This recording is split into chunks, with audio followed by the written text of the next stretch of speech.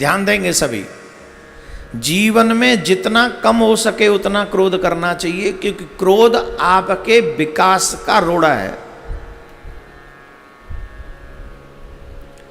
आपकी घर की शांति को छीनने वाला है क्रोध, आपके मन की शांति को छीनने वाला है क्रोध, आपको अहरनिश द्वंद्व में डाल देने वाला है क्रोध, आपको मुश्किलों में डाल देने वाला है क्रोध। इसलिए शिव पुराण कह रहा, मैंने कहा it's not my words, Shiv Puran से जिन, वेद व्यास जी से जिन शिव पुराण, वेद व्यास जी ने कहा शिव पुराण में कि हो सके तो क्रोध करना ही नहीं चाहिए, और अगर क्रोध आ भी जाए किसी वजह पे, तो क्रोध में कोई भी शब्द अपने मुंह से नहीं निकालने चाहिए। क्यों? क्योंकि जब आप क्रोध में कोई शब्द ऐसा निकालोगे अपने मुंह से, तो निश्चित तौर पे वो अच्छे तो नहीं होंगे, हैं? क्रोध में आप कहोगे तुम्हें माता च पिता तुम्हें ऐसे बोल पाओगे? नहीं बोल पाओगे ना। कुछ ना कुछ मैं तुझे देख लूंगा, या कुछ भी एक ऐसा शब्द निकलेगा जिस शब्द को सुनने के बाद सामने वाला भी कुछ बोलने पर विवश होगा। आपने क्रोध में कुछ कहा, सामने वाले ने वो शब्द सुने, तो उसके अंदर का भी जो रक्तचाप था वो जो है 140 की डिग्री पर पहुंच गया।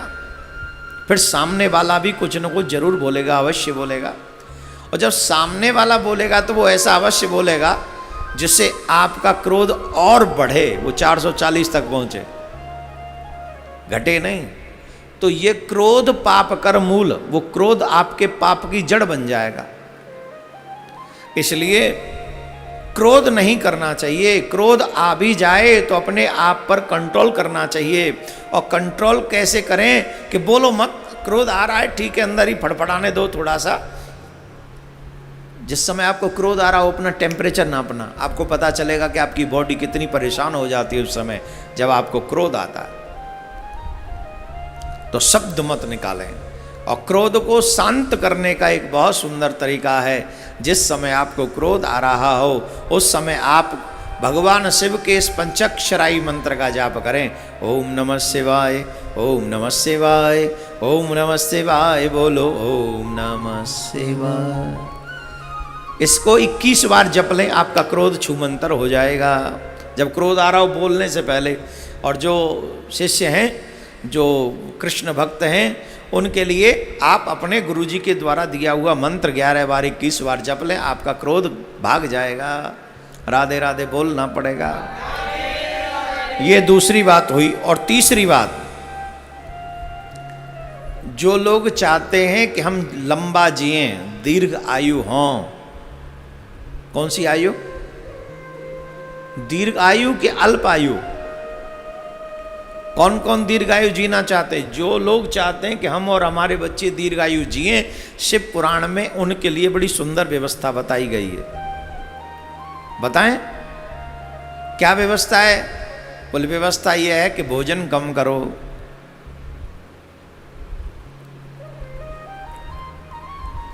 अनाज के भाजन मत बनो, अनाज के पात्र मत बन जाओ कि जितना मिल जाए सबको खा जाओ, और बिना सोचे समझे खा जाओ कि हमारे लिए क्या बना है और क्या नहीं बना है। जो तुम्हारे लिए बना है वही तुमको खाना चाहिए, जो तुम्हारे लिए नहीं बना है वो बिल्कुल भी नहीं खाना चाहिए। पेट्रोल की गाड़ी में अगर पेट्रोल डालेंगे तभी चलेगी। पेट्रोल की गाड़ी में डीजल डाल देंगे तो गाड़ी खराब हो जाएगी। आज का मनुष्य क्या कर रहा है? बोले शाकाहारी बनाया है पर मांसाहारी बनकर जी रहा है। एक जगह पर मैं पढ़ रहा था, मैं बोल दूं शॉर्ट में, कभी मौका मिला तो पूरा वीडियो बनाकर आप तक पहुंचवाऊंगा। जो व्यक्ति मांस आहार ग्रहण करते हैं, मदिरा ग्रहण करते हैं, उनकी सेवा भगवान स्वीकार नहीं करते। पूरा जब मुझे मौका मिलेगा, क्योंकि अभी टाइम नहीं, मुझे 1 घंटा ही बोलना होता है, 1 सवा घंटा 1.5 घंटा में, तो अभी समय नहीं बात समझाने का। अल्प में शॉर्ट में यही समझ लें, जो व्यक्ति मदिरा पीते हैं और जो व्यक्ति मांस आहार करते हैं, उनके द्वारा की हुई पूजा न शिव स्वीकार करते न कृष्ण स्वीकार करते, क्योंकि वो तुम्हारे बॉडी के लिए नहीं बना है, वो तुम्हारे लिए नहीं बना है। पहली बात तो भोजन कम करें। दूसरी बात वही करें जिसको अधिकार है तुमको, जिसके लिए अधिकार है कि वो तुम ग्रहण करो, वो है शाकाहार।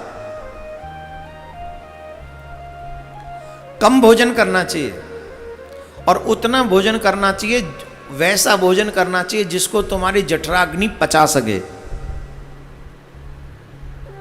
जिसे तुम्हारी जठराग्नि पचा नहीं सकती ऐसा भोजन कदापि नहीं करना चाहिए। भोजन के नाम पे एक बात और याद आ रही है, अच्छी बात है, आप कहें तो बता दें।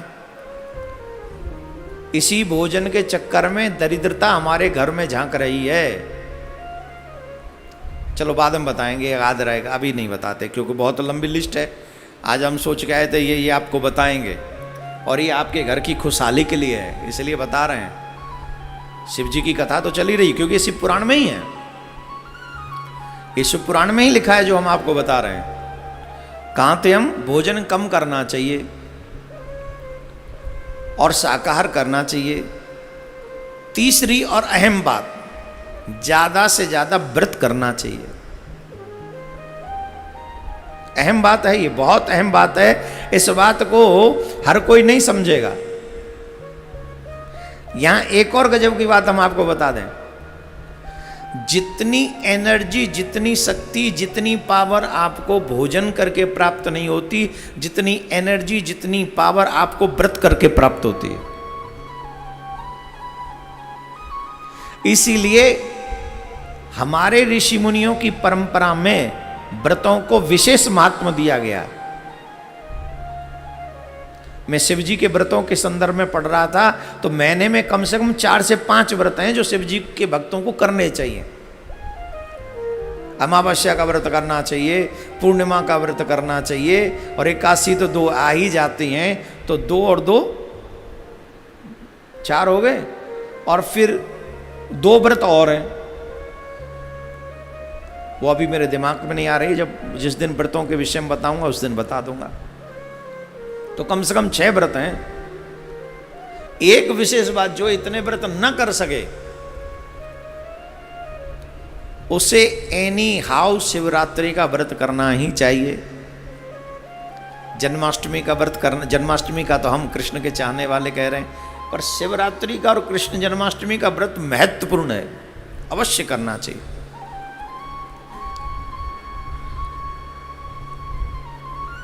बहुत पुण्यों का फल शिवरात्रि का व्रत दे देता है। तो ये तीसरी बात हो गई, भोजन करें, कम भोजन करें, शाकाहार करें और ज्यादा से ज्यादा व्रत करें, ये तीसरी बात। यहां पर एक और बात बताई गई है, संध्या के समय, संध्या का जो 2 संध्याएं होती हैं शिव पुराण में, मालूम है कि नहीं? संध्या एक होती है, 2।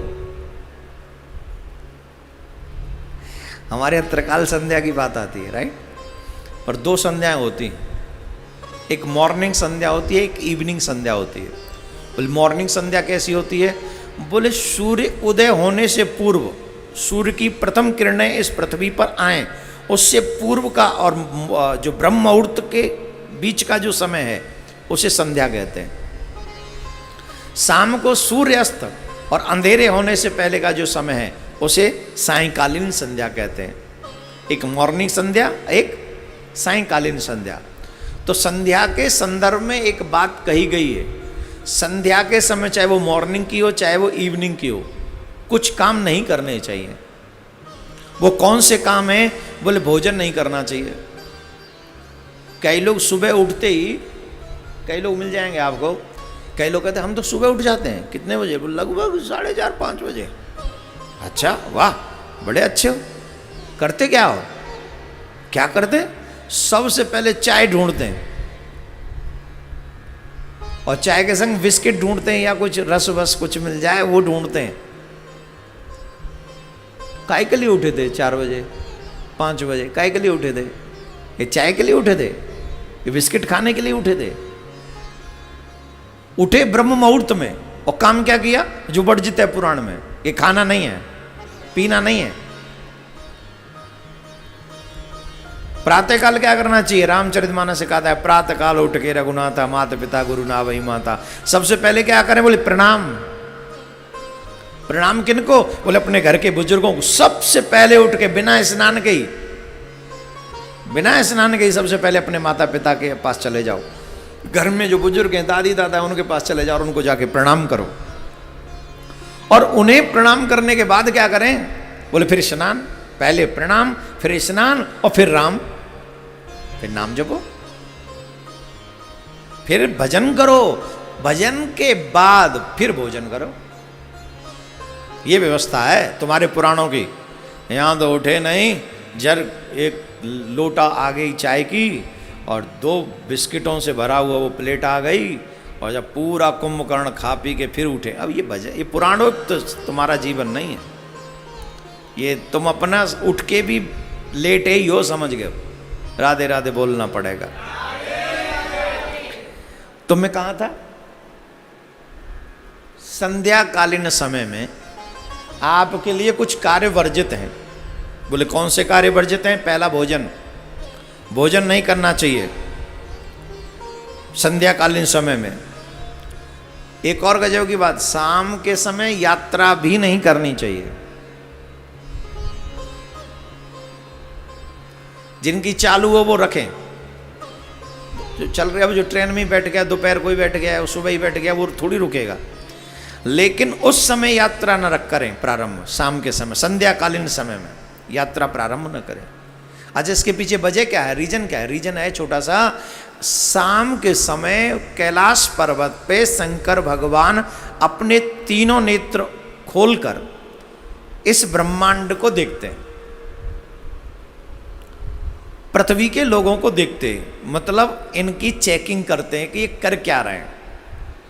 और संध्याकालीन समय बनाया गया है भगवान के भजन के लिए।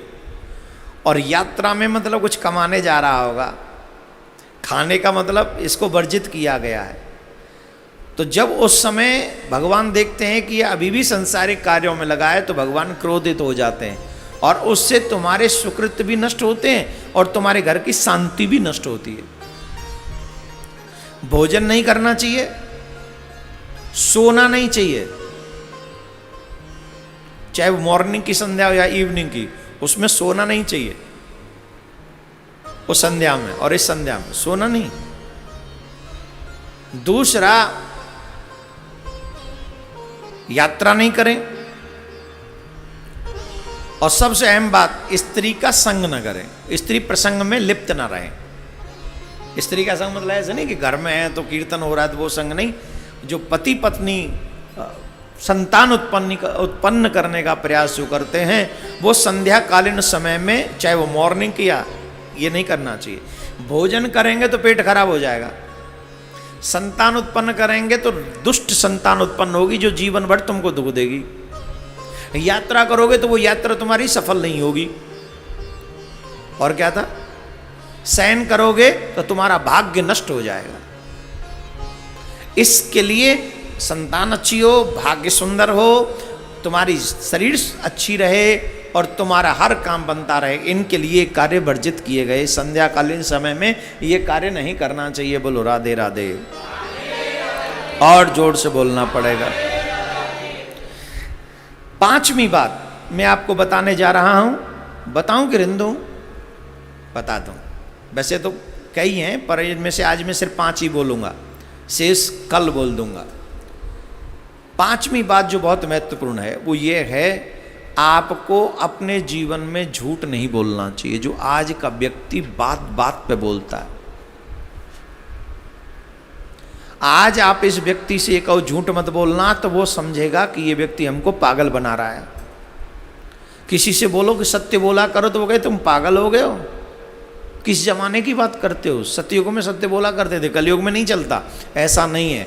मैं एक बात आपको यहाँ स्पष्ट कर दूं, तुम्हारे झूठ बोलने से किसी और का भला हो अथवा किसी और का बुरा हो, पर तुम्हारे झूठ बोलने से सबसे पहला जो बुरा होता है वो तुम्हारा बुरा होता है।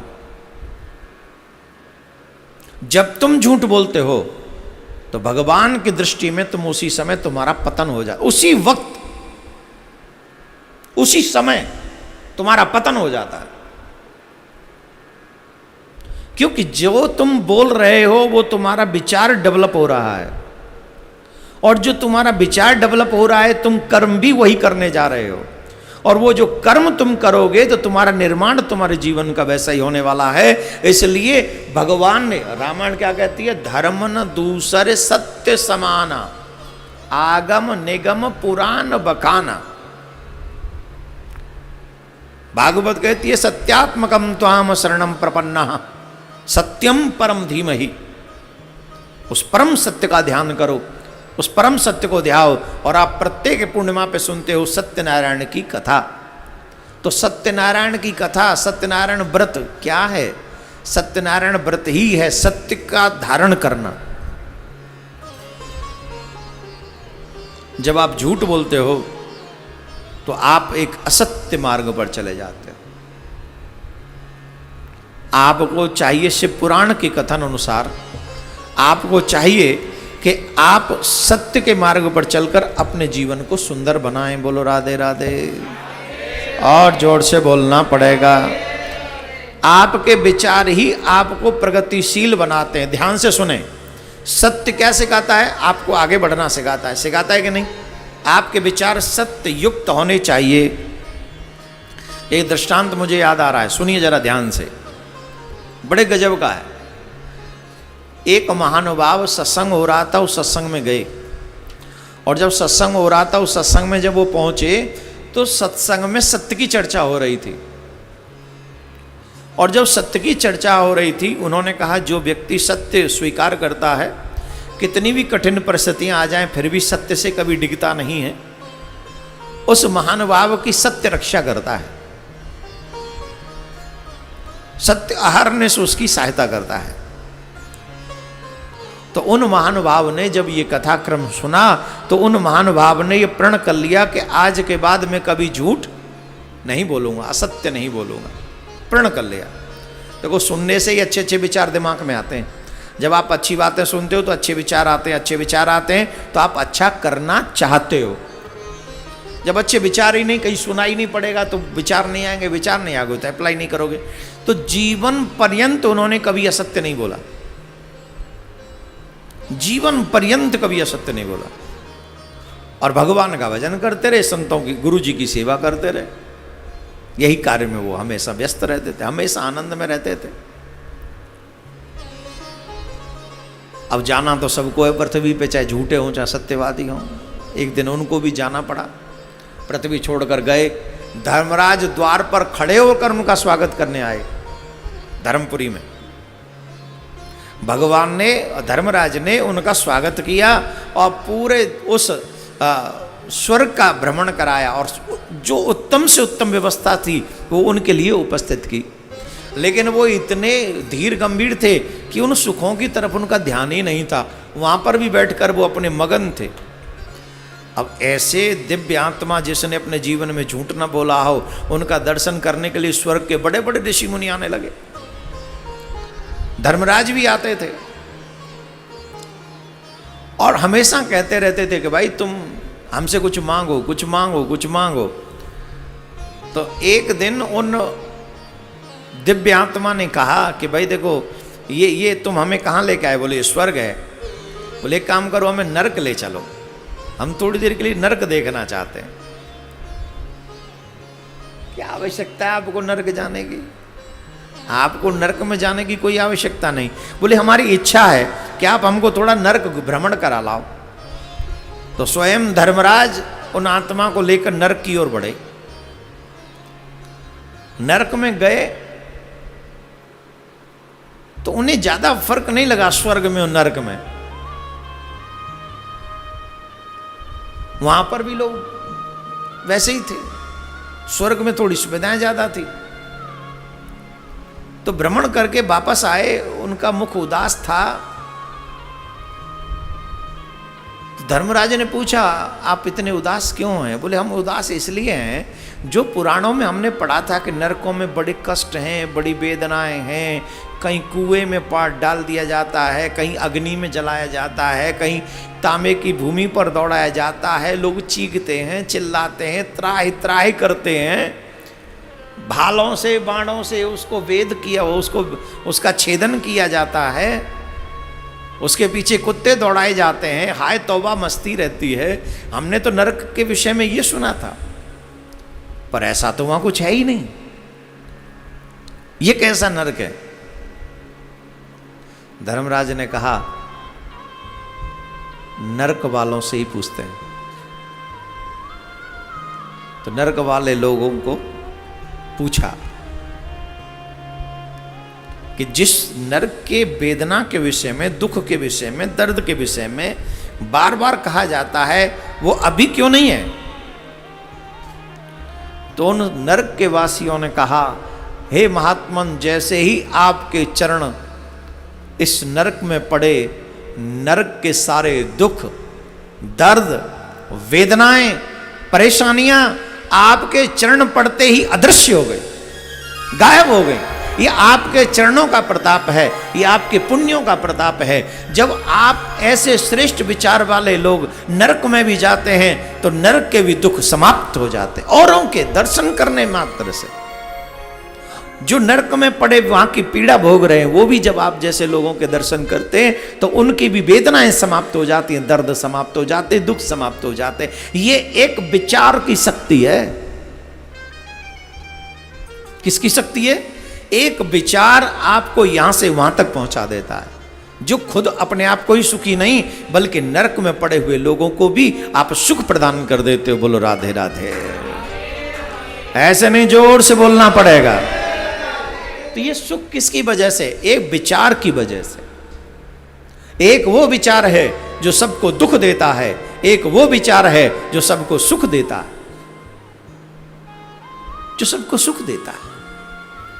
हमें अपने जीवन में, अपने दिमाग में, अपने कर्म में उन विचारों को स्थान देना चाहिए जो विचार खुद को भी सुख दे और दूसरों को भी सुख दे। बोलो राधे राधे। जोर से बोलना पड़ेगा। तो मेरे प्यारे, ये कुछ श्रेष्ठ बातें शिव पुराण में हैं, जिन बातों को मैंने आप तक इसलिए पहुंचाया, जिन प्रसंगों को सुन सुनकर आपके जीवन में इन बातों को सुनकर कुछ बदलाव आए।